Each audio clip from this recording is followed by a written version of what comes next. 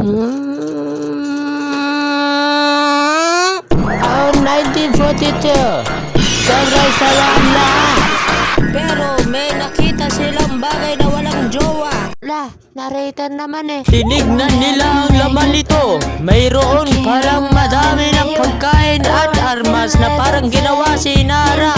Anong ginagawa nito? Pampalinis ng puwet mo mata. Kala nila mayaman na silang lahat. Bakit nang tagal ni narrator? Baka umiilang siya.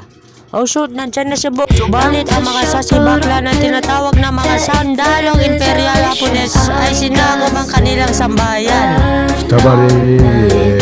At tinakaw ang trailer.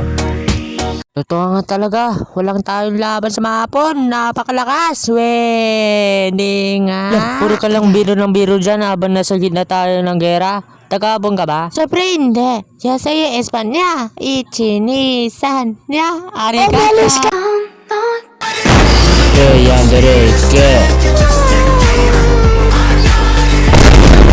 Sa amin ang trailer na yan, mga inchiklo!